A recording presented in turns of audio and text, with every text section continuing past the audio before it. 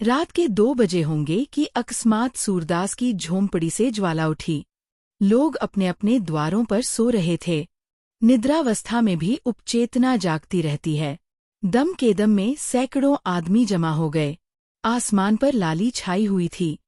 ज्वालाएं लपकलपक कर आकाश की ओर दौड़ने लगीं। कभी उनका आकार किसी मंदिर के स्वर्ण कलश का सा हो जाता था, कभी वे वायु के झोंकों से यूं कंपित होने लगती थी मानो जल में चांद का प्रतिबिंब है। आग बुझाने का प्रयत्न किया जा रहा था, पर झोंपड़े की आग ईर्ष्या की आग की भांति कभी नहीं बुझती। कोई पानी ला रहा था, कोई यूं ही शोर मचा रहा था, किंतु अधिकांश लोग चुपचाप खड़े नैराश्यपूर्ण दृष्टि से अग्निदाह को देख रहे थे, मानो किसी मित्र की चिताग्नि है। सहसा सूरदास दौड़ा हुआ आया और चुपचाप ज्वाला के प्रकाश में खड़ा हो गया। बजरंगी ने पूछा, ये कैसे लगी सूरे? चूल्हे में तो आग नहीं छोड़ दी थी। सूरदास, झोंपड़े में जाने का कोई रास्ता ही नहीं है। बजरंगी, अब तो अंदर बाहर सब एक हो गया है, दीवारें जल रही हैं। सूरदास, किसी तरह नहीं जा सकता। बजरंगी, कैसे जाओगे? देखते नहीं हो, यहाँ तक लपटें आ रही हैं। जगधर, सूरे, क्या आज चूल्हा ठंडा नहीं किया था? नायकराम, चूल्हा ठंडा किया होता तो दुश्मनों का कलेजा कैसे ठंडा होता। जगधर, पंडाजी, मेरा लड़का काम न आए, अगर मुझे कुछ भी मालूम हो। तुम मुझ पर नाहक सुबह करते हो। नायकराम, मैं जानता हूँ जिसने लगाई है, बिगाड़ न दूं तो कहना। ठाकुरदीन, तुम क्या बिगाड़ोगे, भगवान आप ही बिगाड़ देंगे। इसी तरह जब मेरे घर में चोरी हुई थी तो सब स्वाहा हो गया। जगधर, जिसके मन में इतनी खुटाई हो, भगवान उसका सत्यानाश कर दें। सूरदास, अब तो लपट नहीं आती। बजरंगी, हाँ, खूस जल गया, अब धरन जल रही है। सूरदास, अब तो अंदर जा सकता हूँ। नायकराम, अंदर तो जा सकते हो, पर बाहर नहीं निकल सकते। अब चलो आराम से सो रहो, जो होना था हो गया, पछताने से क्या होगा। सूरदास, हाँ, सो रहूंगा, जल्दी क्या है। थोड़ी देर में रही सी आग भी बुझ गई। कुशल यह हुई कि और किसी के घर में आग न लगी। सब लोग इस दुर्घटना पर आलोचनाएं करते हुए विदा हुए। सन्नाटा छा गया, किंतु सूरदास अब भी वहीं बैठा हुआ था। उसे झोंपड़े के जल जाने का दुख न था, बर्तन आदि के जल जाने का भी दुख न था।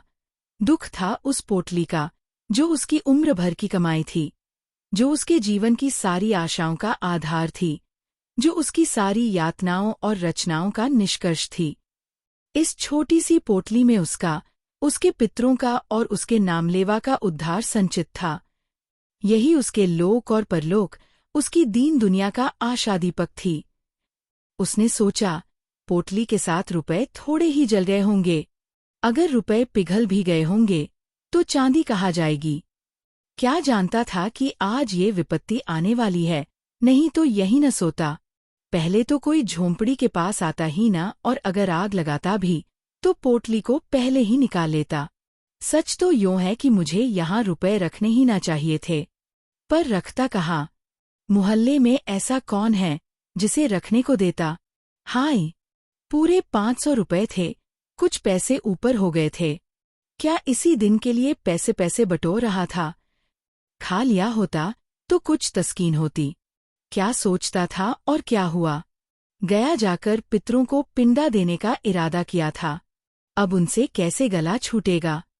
सोचता था, कहीं मिठुआ की सगाई ठहर जाए तो कर डालूं, बहू घर में आ जाए तो एक रोटी खाने को मिले। अपने हाथों ठोंक ठोंक कर खाते एक जुग बीत गया। बड़ी भूल हुई। चाहिए था कि जैसे जैसे हाथ में रुपए आते, एक एक काम पूरा करता जाता। बहुत पाव फैलाने का यही फल है। उस समय तक राख ठंडी हो चुकी थी। सूरदास अटकल से द्वार की ओर झोंपड़े में घुसा, पर 2-3 पग के बाद एकाएक पाव भूबल में पड़ गया। ऊपर राख थी, लेकिन नीचे आग। तुरंत पाव खींच लिया और अपनी लकड़ी से राख को उलटने पलटने लगा, जिससे नीचे की आग भी जल्द राख हो जाए। आध घंटे में उसने सारी राख नीचे से ऊपर कर दी। और तब फिर डरते डरते राख में पैर रखा। राख गर्म थी, पर आसान थी। उसने उसी जगह की सीध में राख को टटोलना शुरू किया, जहां छप्पर में पोटली रखी थी। उसका दिल धड़क रहा था। उसे विश्वास था कि रुपए मिलें या न मिलें, पर चांदी तो कहीं गई ही नहीं। सहसा वह उछल पड़ा, कोई भारी चीज हाथ लगी। उठा लिया, पर टटोल कर देखा तो मालूम हुआ ईंट का टुकड़ा है। फिर टटोलने लगा, जैसे कोई आदमी पानी में मछलियां टटोले। कोई चीज हाथ न लगी। तब तो उसने नैराश्य की उतावली और अधीरता के साथ सारी राख छान डाली। एक एक मुट्ठी राख हाथ में लेकर देखी। लोटा मिला, तवा मिला, किंतु पोटली न मिली। उसका वह पैर, जो अब तक सीढ़ी पर था, फिसल गया और अब वह अथाह गहराई में जा पड़ा। उसके मुख से सहसा एक चीख निकल आई। वह वहीं राख पर बैठ गया और बिल्ख बिल्ख कर रोने लगा। यह खूस की राख न थी, उसकी अभिलाषाओं की राख थी। अपनी बेबसी का इतना दुख उसे कभी न हुआ था। तड़का हो गया। सूरदास अब राख के ढेर को बटोर कर एक जगह कर रहा था। आशा से ज्यादा दीर्घजीवी और कोई वस्तु नहीं होती। उसी समय जगधर आकर बोला, सूरे, सच कहना, तुम्हें मुझ पर तो सुभा नहीं है। सूरे को सुभा तो था, पर उसने इसे छिपा कर कहा, तुम्हारे ऊपर क्यों सुभा करूंगा? तुमसे मेरी कौन सी अदावत थी? जगधर, मुहल्ले वाले तुम्हें भड़काएंगे, पर मैं भगवान से कहता हूं, मैं इस बारे में कुछ नहीं जानता। सूरदास, अब तो जो कुछ होना था, हो चुका। कौन जाने, किसी ने लगा दी या किसी की चिलम से उड़कर लग गई। यह भी तो हो सकता है कि चूल्हे में आग रह गई हो। बिना जाने बूझे किस पर सुभा करूं? जगधर, इसी से तुम्हें चिता दिया कि कहीं सुबह में मैं भी ना मारा जाऊं। सूरदास, तुम्हारी तरफ से मेरा दिल साफ है। जगधर को भैरों की बातों से अब यह विश्वास हो गया कि यह उसी की शरारत है। उसने सूरदास को रुलाने की बात कही थी। उस धमकी को इस तरह पूरा किया। वह वहां से सीधे भैरों के पास गया। वह चुपचाप बैठा नारियल का हुक्का पी रहा था, पर मुख से चिंता और घबराहट झलक रही थी। जगधर को देखते ही बोला, कुछ सुना, लोग क्या बातचीत कर रहे हैं? जगधर, सब लोग तुम्हारे ऊपर सुभा करते हैं। नायक राम की धमकी तो तुमने अपने कानों से सुनी। भैरों, यहाँ ऐसी धमकियों की परवाह नहीं है। सबूत क्या है कि मैंने लगाई? जगधर, सच कहो, तुम्ही ने लगाई? भैरों, हाँ, चुपके से एक दियासलाई लगा दी। जगधर, मैं कुछ पहले ही समझ गया था, पर ये तुमने बुरा किया। झोपड़ी जलाने से क्या मिला? 2-4 दिन में फिर दूसरी झोपड़ी तैयार हो जाएगी। भैरों, कुछ हो, दिल की आग तो ठंडी हो गई। ये देखो। ये कहकर उसने एक थैली दिखाई, जिसका रंग धुएं से काला हो गया। जगधर ने उत्सुक होकर पूछा, इसमें क्या है? अरे, इसमें तो रुपए भरे हुए हैं। भैरों, यह सुभागी को बहका ले जाने का जरीबाना है। जगधर, सच बताओ, ये रुपए कहाँ मिले? भैरों, उसी झोंपड़े में। बड़े जतन से धरन की आड़ में रखे हुए थे। पाजी रोज राहगीरों को ठग और ठग कर पैसे लाता था और इसी थैली में रखता था। मैंने गिने हैं, 500 से ऊपर हैं। न जाने कैसे इतने रुपए जमा हो गए। बच्चू को इन्हीं रुपयों को गर्मी थी। अब गर्मी निकल गई। अब देखूं किस बल पर उछलते हैं। बिरादरी को भोज भात देने का सामान हो गया। नहीं तो इस बखत रुपए कहाँ मिलते? आजकल तो देखते ही हो, बलमटेरों के मारे बिक्री कितनी मंदी है। जगधर, मेरी तो सलाह है कि रुपए उसे लौटा दो। बड़ी मसक्कत की कमाई है, हजम न होगी। जगधर दिल का खोटा आदमी नहीं था, पर इस समय उसने ये सलाह उसे नेकनियति से नहीं, हसद से दी थी। उसे यह असह्य था कि भैरों के हाथ इतने रुपए लग जाए। भैरों आधे रुपए उसे देता तो शायद उसे तस्कीन हो जाती, पर भैरों से यह आशा न की जा सकती थी। बेपरवाही से बोला, मुझे अच्छी तरह हजम हो जाएगी। हाथ में आए हुए रुपए को नहीं लौटा सकता। उसने तो भीख मांगकर ही जमा किए हैं, गेहूं तो नहीं तौला था। जगधर, पुलिस सब खा जाएगी। भैरों, सूर्य पुलिस में न जाएगा। रोध होकर चुप हो जाएगा। जगधर, सरीब की हाय बड़ी जानलेवा होती है। भैरों, वह फरीब है, अंधा होने से ही करीब हो गया। जो आदमी दूसरों की औरतों पर डोरे डाले, जिसके पास सैकड़ों रुपए जमा हो, जो दूसरों को रुपए उधार देता हो, वह फरीब है। सरीब जो कहो तो हम तुम हैं। घर में ढूंढ आओ, एक पूरा रुपया न निकलेगा। ऐसे पापियों को फरीब नहीं कहते। अब भी मेरे दिल का कांटा नहीं निकला। जब तक उसे रोते न देखूंगा, यह कांटा न निकलेगा। जिसने मेरी आबरू बिगाड़ दी, उसके साथ जो चाहे करूं, मुझे पाप नहीं लग सकता। जगधर का मन आज खोंचा लेकर गलियों का चक्कर लगाने में न लगा। छाती पर सांप लौट रहा था। इसे दम के दम में इतने रुपए मिल गए, अब मौज उड़ाएगा। तकदीर इस तरह खुलती है। यहाँ कभी पड़ा हुआ पैसा भी न मिला। पाप पुण्य की कोई बात नहीं। मैं ही कौन दिन भर पुण्य किया करता हूँ। दमरीच दाम कौड़ियों के लिए टेनी मारता हूँ। बाट खोटे रखता हूँ। तेल की मिठाई को घी की कहकर बेचता हूँ। ईमान गंवाने पर भी कुछ नहीं लगता। जानता हूँ ये बुरा काम है, पर बाल बच्चों को पालना भी तो जरूरी है। इसने ईमान खोया तो कुछ लेकर खोया गुनाह बेइज्जत नहीं रहा। अब 2-3 दुकानों का और ठेका ले लेगा। ऐसा ही कोई माल मेरे हाथ भी पड़ जाता तो जिंदगानी सुफल हो जाती। जगधर के मन में ईर्ष्या का अंकुर जमा। वह भैरों के घर से लौटा तो देखा कि सूरदास राख को बटोर कर उसे आटे की भांति गूंथ रहा है। सारा शरीर भस्म से ढका हुआ है और पसीने की धारें निकल रही हैं। बोला, सूरे, क्या ढूंढते हो? सूरदास, कुछ नहीं। यहाँ रखा ही क्या था? यही लोटातवा देख रहा था। जगधर, और वह थैली किसकी है जो भैरों के पास है? सूरदास चौंका। क्या इसीलिए भैरों आया था? जरूर यही बात है। घर में आग लगाने के पहले रुपए निकाल लिए होंगे। लेकिन अंधे भिखारी के लिए दरिद्रता इतनी लज्जा की बात नहीं है जितना धन। सूरदास जगधर से अपनी आर्थिक हानि को गुप्त रखना चाहता था। वह गया जाकर पिंडदान करना चाहता था, मिठुआ का ब्याह करना चाहता था, कुआं बनवाना चाहता था, किंतु इस ढंग से कि लोगों आश्चर्य हो कि इसके पास रुपए कहाँ से आए। लोग यही समझें कि भगवान दीन जनों की सहायता करते हैं। भिखारियों के लिए धन संचय पाप संचय से कम अपमान की बात नहीं है।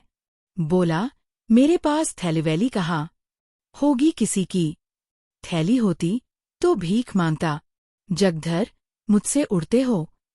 भैरों मुझसे स्वयं कह रहा था कि झोंपड़े में धरन के ऊपर यह थैली मिली। 500 रुपए से कुछ बेसी हैं। सूरदास, वह तुमसे हंसी करता होगा। 5.5 रुपए तो कभी जुड़े ही नहीं। 550 कहाँ से आते? इतने में सुभागी वहां आ पहुंची। रात भर मंदिर के पिछवाड़े अमरूद के बाट में छिपी बैठी थी। वह जानती थी आग भैरों ने लगाई है। भैरों ने उस पर जो कलंक लगाया था उसकी उसे विशेष चिंता न थी, क्योंकि वह जानती थी किसी को इस पर विश्वास न आएगा। लेकिन मेरे कारण सूरदास का यूं सर्वनाश हो जाए, इसका उसे बड़ा दुख था। वह इस समय उसको तस्कीन देने आई थी। जगधर को वहां खड़े देखा तो झिझकी। भय हुआ कहीं ये मुझे पकड़ न ले। जगधर को वह भैरों ही का दूसरा अवतार समझती थी। उसने प्रण कर लिया था कि अब भैरों के घर न जाऊंगी, अलग रहूंगी और मेहनत मजूरी करके जीवन का निर्वाह करूंगी। यहाँ कौन लड़के रो रहे हैं, एक मेरा ही पेट उसे भारी है न। अब अकेले ठोंके और खाए और बुढ़िया के चरण धो धो कर पिए, मुझसे तो यह नहीं हो सकता। इतने दिन हुए इसने कभी अपने मन से धेले का सिंदूर भी न दिया होगा, तो मैं क्यों उसके लिए मरूं?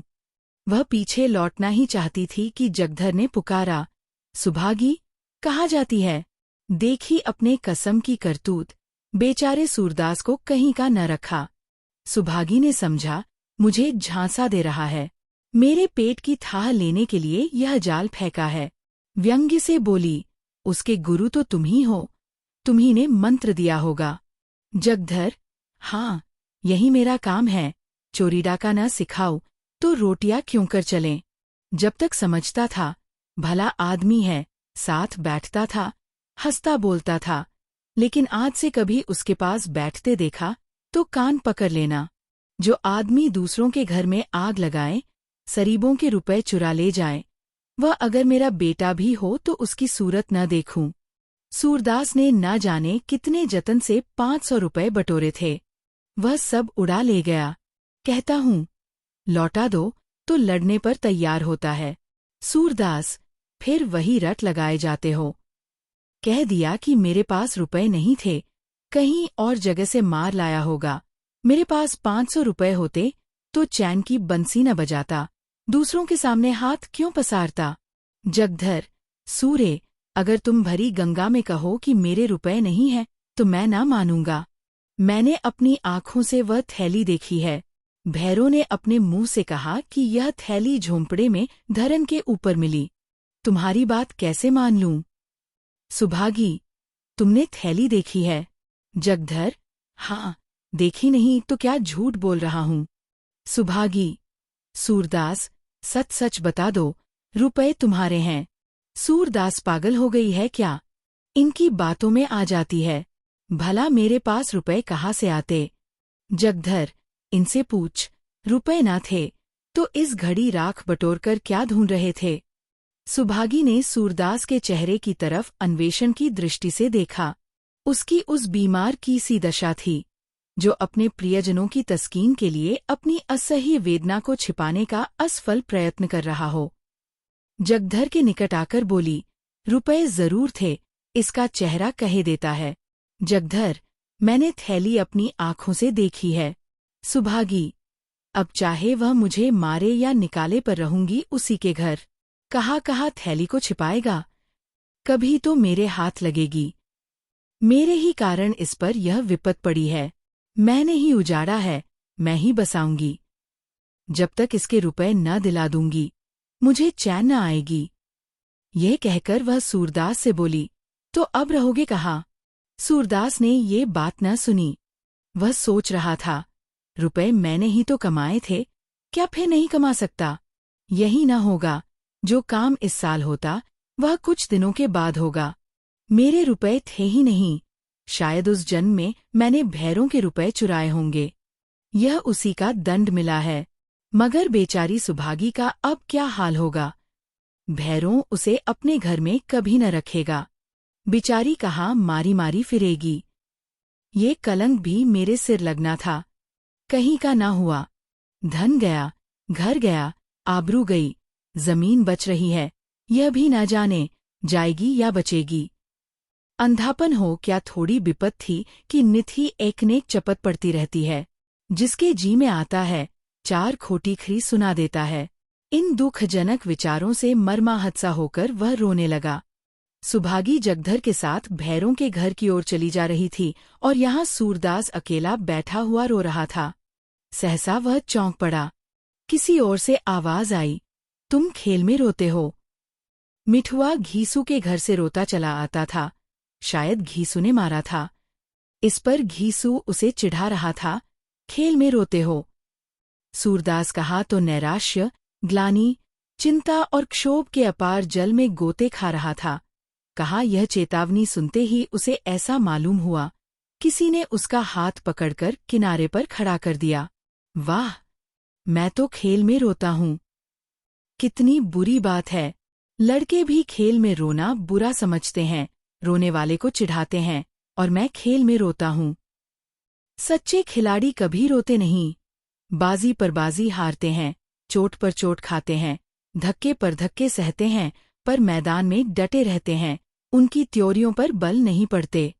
हिम्मत उनका साथ नहीं छोड़ती। दिल पर मालिन्य के छींटे भी नहीं आते। न किसी से जलते हैं, न चिढ़ते हैं। खेल में रोना कैसा? खेल हंसने के लिए, दिल बहलाने के लिए है, रोने के लिए नहीं। सूरदास उठ खड़ा हुआ और विजय गर्व की तरंग में राख के ढेर को दोनों हाथों से उड़ाने लगा। आवेग में हम उद्दिष्ट स्थान से आगे निकल जाते हैं। वह संयम कहा है जो शत्रु पर विजय पाने के बाद तलवार को म्यान में कर ले। एक क्षण में मिठुआ घीसू और मोहल्ले के 20 लड़के आकर इस भस्मस्तूप के चारों ओर जमा हो गए और मारे प्रश्नों के सूरदास को परेशान कर दिया। उसे राख फेंकते देखकर सबों का खेल हाथ आया। राख की वर्षा होने लगी। दम के दम में सारी राख बिखर गई। भूमि पर केवल काला निशान रह गया। मिठुआ ने पूछा, दादा, अब हम रहेंगे कहाँ? सूरदास, दूसरा घर बनाएंगे। मिठुआ, और कोई फिर आग लगा दे। सूरदास, तो फिर बनाएंगे। मिठुआ, और फिर लगा दे। सूरदास, तो हम भी फिर बनाएंगे। मिठुआ, और कोई 1000 बार लगा दे। सूरदास, तो हम 1000 बार बनाएंगे। बालकों की संख्याओं से विशेष रुचि होती है। मिठुआ ने फिर पूछा, और जो कोई 100 लाख बार लगा दे? सूरदास ने उसी बालोचित सरलता से उत्तर दिया, तो हम भी 100 लाख बार बनाएंगे।